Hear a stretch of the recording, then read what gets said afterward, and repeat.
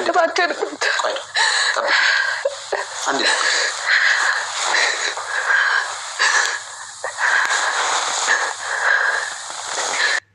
እስኪ ውጭ ጠብቁኝ፣ እዛ እንነጋገራለን። የወዲት ጉዲት ባሏን ልትገል ባደረገችው ሙከራ መሰረት የፖሊስ ምርመራው እውነታው ላይ እንደደረሰበት ታውቋል። የፖሊስ መርማሪው እንግዲህ ወንዶሰን ባሏን የወዲት እንደዚህ ደብድባ እንዳይናገር እንዳይቀሳቀስ ስላደረጋችሁ ፖሊሶች የራሳቸውን እርምጃ እየወሰዱ ይገኛሉ። ታዲያ የወዲት ጉዲት ወንዶሰን ከዚህ በኋላ መራመድም ሆነ መናገር መንቀሳቀስ አይችልም። እማዬ እንኳን ደስ ያለሽ እናቴ፣ እንኳን ደስ ያለሽ እያለ ነበረ ሲነግራት የነበረው። እንኳን ደስ ያለሽ። ታዲያ የወዲት ደስታዋን ተደስታ እንኳን ሳትጨርስ በፖሊስ ቁጥጥር ስር መዋሏ ተነግሯል፣ ታውቋል ማለት ነው።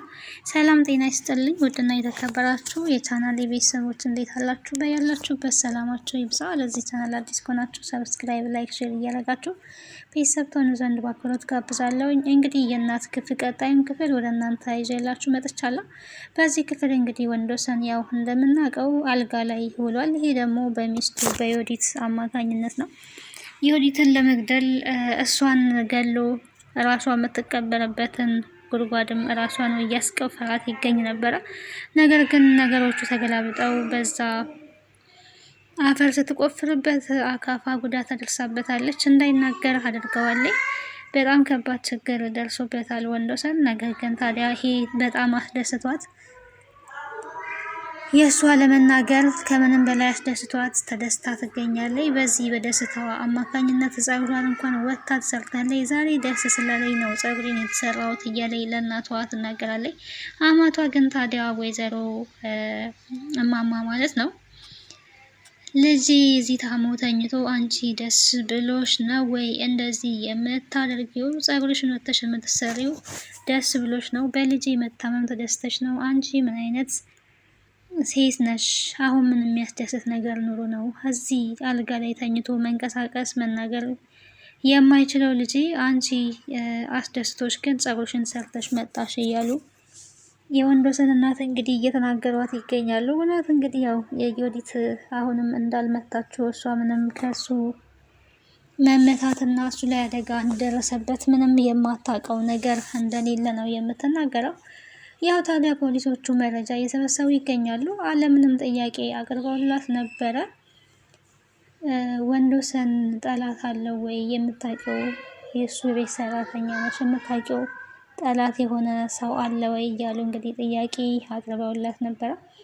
አለምም ታዲያ ወንዶሰን ምንም አይነት ጠላት የለውም። ታዲያ ሚስቱ እዚህ ቤት ከመጣች ጀምሮ እሷን ጠላቱ ልትሆን የምትችለው ከእሷ ጋር ምንም አይነት ሰላም የላቸውም በማለት መልስ ሰጥታለች። እንዴ ከሚስቱ ጋር ለምንድን ነው የማይስማማው ተብሎ እንግዲህ ጥያቄስ አለም ታዲያ መጀመሪያ ላይ የዮዲት ጉዲት እናቱንም ለመግደል ሙከራ እንዳደረገች እና ምግብ ላይ መርዝ እንደጨመረች ይህንን መረጃ ለፖሊስ ተናግራለች። ታዲያ ይህንን ስታረግ ደግሞ እኔ መረጃ ይሆናል ብዬ ቪዲዮ በካሜራ ቀርጫት ነበረ በማለት እንግዲህ ስትናገር ሰምተናታል። ታዲያ መረጃው እጅሽ ላይ አለው የነበረ ፖሊሱ ሲላት የነበረው መርማሪው ማለት ነው። መረጃውንማ ለማጥፋት ብለው እኔ እንደቀረጽኳቸው ሲያውቁ እኔንም በአጋች አሳግተውኝ ነበረ። በዚህ የተነሳ የለም በ3 ሚሊዮን ብር እንግዲህ አጋቾቹ እየተደራደሩ ይገኛሉ በማለት ይህንንም እንግዲህ ቃሏን ሰጥታለች ለመርማሪዎቹ ማለት ነው። ከዛም አልፋ እንግዲህ ለመርማሪው አጽኖ ሰጥታለች። የሰጠችው አጽኖ ደግሞ እነዚህ ወንጀለኞች በጣም ወንጀለኞች ናቸው፣ እንደዚህ በቀላሉ ዝም ሊባሉ አይገባም፣ የሆነ ነገር ማድረግ አለባችሁ፣ መርማሪዎች የእጃቸውን ማግኘት አለባቸው እያለች ተናግራለች። ችግር የለውም ማንም ወንጀለኛ ወንጀል የሰራ ሰው የእጁ ማግኘቱ አይቀርም፣ መዋረዱና መጋለጹ አይቀርም፣ የጊዜ ጉዳይ ነው በማለት እንግዲህ መልሰውላታልና ወደ ወርቄ ጋር ሄደዋል። እንግዲህ ወርቄ አሁንም ከፀሐይ ጋር እንግዲህ ሌላ ነገር ውስጥ ገብታለች። ፀሐይ ግን የአራት ወር ደሞዜን እባክዎትን አባዬ ይስጡኝ በማለት ደሞዝ እየጠየቀኝ ትገኛለች። ነገ ሰጥሻለሁ ነገ እያሉ 4 ወር አስቆይተውኛል። ስለዚህ ደሞዝ ያስፈልገኛል እያለች ነው የምትገኘው ፀሐይ። አሁንም ነገ ነው ልሰጥሽ የምችለው አልሰጥሽም። እኔ አሁን ላይ በጣም ተቸግሬ ያለውኝ እንዴት ደሞዝ ትጠይቂያለሽ ነው እየተባለች ያለችው። እንግዲህ ፀሐይ በዚህ በጣም ተከፍታለች። ለእናቴ ገንዘብ መላክ አለብኝ፣ ልልክ ይገባል። ስለዚህ ገንዘብ እፈልጋለሁ ነው ያለችው። ሆድሽን ከሞላውልሽ ከርስሽ ከሞላ አይበቃሽም ወይ? የምን ገንዘብ ነው ልሰጥሽ የምችለው? እስካሁን እኮ ያንቺ ሆድ እዚህ ቤት የጨረሰው ምግብ እያሉ እንግዲህ በሆዷ እየገመቷት ይገኛሉ ማለት ነው።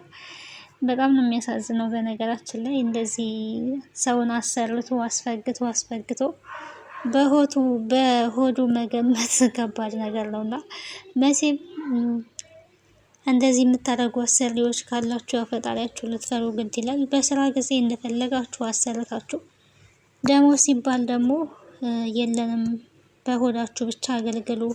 የሰው ልጅ ለሆዱ ብሎ አይደለም የሚቀጠረው። ነገ የተሻለ ነገር ለማግኘት ቤተሰቡን ለመርዳት ራሱን ለመርዳት ብሎ የሰው ልጅ እንግዲህ ስራ ነው፣ ስራ ለመስራት ይቀጠራል።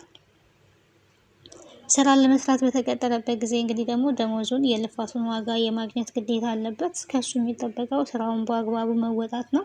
ታዲያ ፀሐይን ወይዘሮ ወርቄ እንደፈለገች ስታዛ ስትገላምጣት ምግብ እንኳን በልተሻል ስትላት የነበረው እንግዲህ ገና ምግብ እንኳን መብላት አትችልም። ለእነሱ የተሰራ ምግብ እንኳን እንግዲህ ያው መብላት እንደማትችል ከዚህ በፊት በአጋቹ አማካኝነት አይተናል። ለእነሱ የሚሰራው ምግብ ለብቻ ነው፣ ለሰራተኛ የሚሰራው ደግሞ ለብቻ የሆነ ምግብ ነው እና የጣፈጠ የላመ ምግብ እንኳን እንድትበላ ያልተፈቀደላት ልጅ ታዲያ የ4 ወር ደሞዝ ስትጠይቅ የተመለሰላት መልስ ሆድሽን ከሞላሽ አይበቃሽም ወይ ነው የተባለችው። እንግዲህ እሷን በጣም በመናደድ ቤት ጥላ ልወጣ ነበረ እያለቀሰች። እንግዲህ ያስቻለው የእሷ አፍቃሪ ደሞዝሽን ሳትቀበይ ከዚህ ቤት በፍጹም መውጣት የለብሽም ምን ብላሽ ነው ነበረ ብሎ ሲጠይቅ የነበረው። የ4 ወር ደሞዜን አንሰጥሽም ብለውኛል፣ ስለዚህ ለዛ ነው ነበር ያለችው። ደሞዝሽን ሳትቀበይ መውጣት የለብሽም ተመለሺ ነይ እኔ ያሰጥሻለሁ በማለት እንግዲህ ወደ ቤት ገብቷል ማለት ነው። ግን እንደዛ ቢልም ግን ገና እማዬ ብሎ ሲገባ ነው እንግዲህ ወይዘሮ ወርቄ ቀስ ብለክ ተጣራ እንጂ ልጄ፣ ምን አስበክ ነው? ምን ሆነክ ነው እንደዚህ የምትጮህብኝ?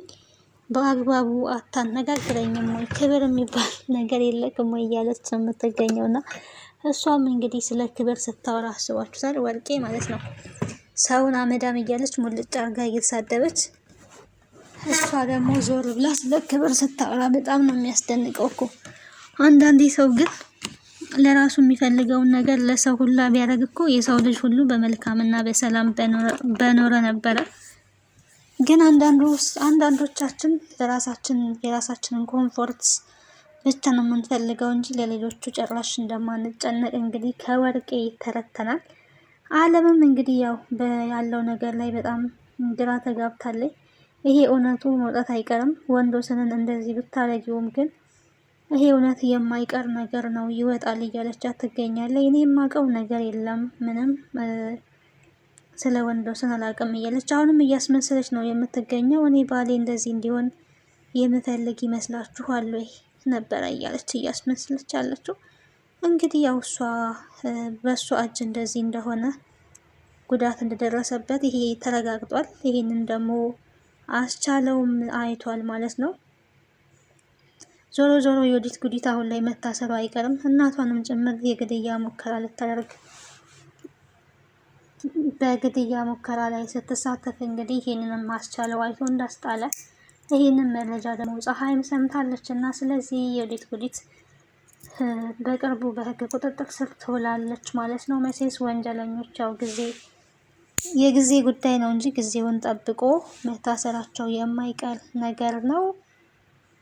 ግን አስቻለው አልኩኝ ወንዶሰን ያው ምንም መሆን የለበትም መዳን አለበት ብዬ ተስፋ አደርጋለሁ። ይድናል ደግሞ ምክንያቱም እሱ የሆነ ነገር ከሆነ ድራማ ውበት የለውም። በቃ ዮዲት እንደሆነ ነገሯ መቼም አያልቅባትም። ተንኮሏ ሁሌ እንደቀጠለ ነው። የወንዶሰን እናት እንግዲህ ሁሌ ለጸሎት የተጉ ናቸውና የእሳቸው ጸሎት እንግዲህ ለወንዶሰን እንደሚደርስለት ተስፋ እናደርጋለን። ቀጣዩ ምን ሊሆን ይችላል የሚለውን አብረን የምናይ ይሆናል። እስከዛው ቸር ሰንብቱ። ሀሳብና አስተያየታችሁን በኮሜንት አስቀምጡልን። የእናት ግፍ እንግዲህ እንደዚህ ነው። ክብር ለእናቶች ይገባል። እናቶች መወደድ መከበር ነው ያለባቸው እንጂ ሊሰቃዩ አይገባም። የሰው ልጅ እርስ በእርሱ ተዋዶና ተፋቅሮ መኖር አለበት ማለት ነው። ክብር ለሚገባው ክብር መስጠት አለብን።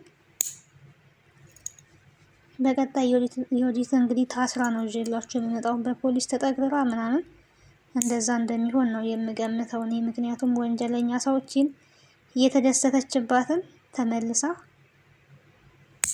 ትለፈልፋለች። ያው ፖሊስ ከያዛት መለፍለፏ ራሱ አይቀርም ማለት ነው። ቶሎ ነው የምዘበራርቀው። እናትየዋ ግን ቅር ብሏቸዋል። ሞተ ስትባል እልል ነበር ያለችው። አይ መናገርም